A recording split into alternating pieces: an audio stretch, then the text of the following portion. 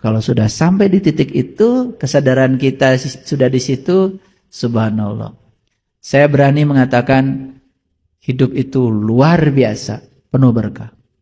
Makanya siapa yang sudah menemukan keindahan di dalam, apapun yang di luar menjadi indah.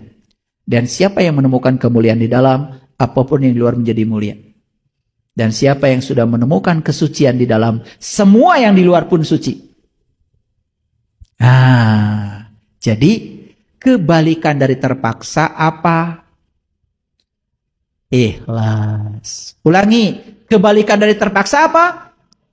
Ikhlas. Jadi kalau terpaksa berarti tidak ikhlas. Jadi jangan mengatakan ikhlas di kata-kata kalau kita masih terpaksa. Dan syarat untuk tidak terpaksa, kita harus sampai di level cinta tadi. Witing tresno jalaran soko kulim. Kalau sudah cinta, apapun untuk yang dicintai, rela berkorban, bukan? Masih ingat dulu kan? Masih pacaran? Betul? Iya.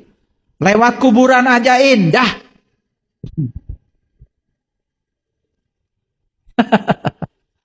Itulah, karena cinta itu membuat semuanya jadi indah. Kita ini sekarang ketiadaan cinta, jadi semuanya menjadi tidak indah, terpaksa jadinya. Itu yang membuat kesadaran kita tidak berubah. Yuk kita baca ayat ini. Wa ma umiru illa liya'budullah mukhlisina lahuddin.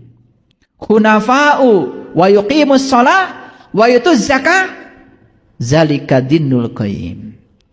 Padahal mereka tidak disuruh kecuali menyembah Allah dengan ikhlas dalam beragama. Nah, mukhlisina lahuddin. Ini jelas ya. Jelas sekali. Ayo baca. Padahal mereka tidak disuruh kecuali supaya menyembah Allah dengan ikhlas dalam beragama. Wa ma umiru illa liya'budullah mukhlisina lahuddin. Nah, kita sering nanya ke sana kemarin, gimana caranya Pak supaya saya bisa menyembah Allah dengan ikhlas? Jawabannya sudah ada sekarang? Temui dia. Sampai kita bisa mencintai dia. Menyembahnya pasti dengan ikhlas. Nah, dalam ikhlas itulah sebetulnya ada cinta. Suka kamu? Baru kunafa, penuh kelembutan, kerendahan hati. Wa yuqimus shalah, bisa mendirikan salat. Wa yutuz zakah, bisa berzakat. Zakat juga tidak ada keterpaksaan. Untuk yang dicintainya, untuk kekasihnya. Zalika dinul qayyim. Itulah agama yang lurus. Jadi agama Islam ini agama yang qayyim. La ikraha fiddin. Tidak ada paksaan. Selama ini kita tidak menerjemahkan ayat ini secara sempurna, paripurna, sehingga kita bingung gimana memahaminya. Kenyataan masih banyak yang memaksa ya. Orang lain tidak puasa, kita puasa, warungnya dihancurkan. Orang lain berbeda dengan kita, dianggap salah. Orang lain berbeda dengan kita, dianggap sesat. Orang lain berbeda dengan kita, dianggap musuh kita. Jadi implementasi la ikraha fiddin ini belum nyata, baru banyak dibaca. Makanya hari ini saya membuka rahasia ini supaya kita semua mengerti. Baik, lanjut.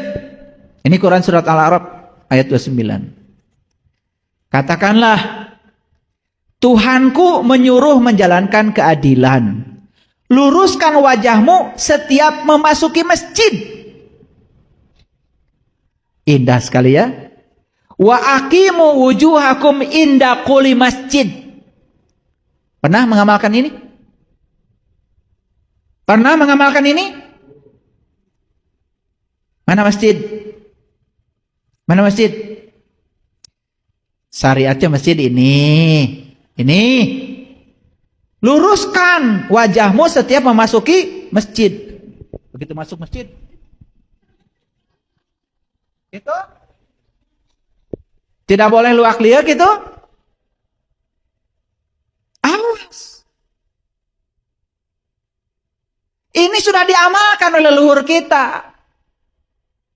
Leluhur kita mengatakan, bubui bulan sangrai bentang, panon poe di sasate. Di sate itu dipeleng, dilurus pandangannya. Aduh, kalau sudah sampai di situ, makanya kan sebelum lagu Boi Bulan, orang tua kita sudah menggubah lagu Manuk Dadali. Mesat ngapung luhur jauh di awang-awang, meberkeun jangjangna bangun taya karingreng. Beberkeun heula jangjangna, mesat ngapung luhur pasti bakal panggih jeung sangrai bentang. Boi Bulan panon poe di sasate, brai weh caang. Gitu. Nah, di sini ada perintah, luruskan wajahmu setiap memasuki masjid. Awas, begitu asup masjid, karena perintahnya. Begitu? No. Wajah mana? Bukan wajah yang ini. Wajah batinmu. Mana masjid? Masjid itu Baitullah. Allah mengatakan langit dan bumi tidak akan cukup menampung zatku, tapi kalbunya orang yang beriman itulah rumahku. Jadi begitu kita masuk Baitullah yang sebenarnya, maka kita akan berhadapan dengan wajahnya. Saat itu kita tidak bisa berpaling dari wajahnya. Luruskan wajahmu ketika memasuki masjid. Keren jadinya. Sudah bisa begitu? Nah, belum bisa. Maka setelah meluruskan wajah batinnya, itu yang dialami Nabi Ibrahim. Nabi Ibrahim kan ketika sholat, beliau juga mengatakan, Inni wajahtu wajhiya lilladzi fataras samawati wal ard hanifan wa ma ana minal musyrikin. Inna sholati wa nusuki wa mahyaya wa mamati lillahi rabbil alamin la syarikal. Wa bizalika umirtu wa ana awwalul muslim. Sudah bisa mengamalkan itu? Belum juga. Maka itu disebut doa iftitah. Iftitah itu dari kata fataha yufatihu iftitah. Itu artinya doa pembuka. Pembuka pintu kalbu.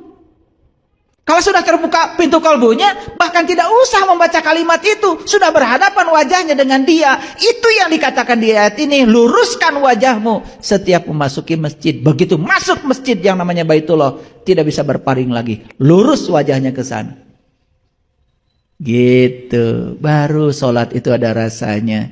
Tidak ingat itu ini lagi, tidak ikut piring berantakan lagi, tidak ingat yang lain-lain. Makanya di dalam ayat ini dikatakan wad'uhu mukhlisina lahuddin. Undanglah dia dengan ikhlas dalam beragama. Jadi mukhlisina lahuddin itu diulang-ulang. Setidak-tidaknya saya sudah mengkompilasi ada 7 ayat di Quran yang bercerita tentang mukhlisina lahuddin. Itu lanjutan dari la ikraha fiddin. Jadi Allah itu luar biasa. Ketika kita dilarang ada paksaan dalam agama, la ikraha fiddin, ngasih solusinya. Mukhlisina lahuddin. Din. Tahu din? Apa? Nah, itu. Din itu sebetulnya bukan agama. Din itu dari kata dain. Dain itu artinya utang. Jadi kita ini semua punya utang kepada Allah. Apa utang kita? Dulu kita ditanya oleh Allah, Alastu birabbikum? Apakah ini Tuhanmu? Saat itu kalian menjawab, yes. Qalu bala syahidna. Ya, aku menyaksikan.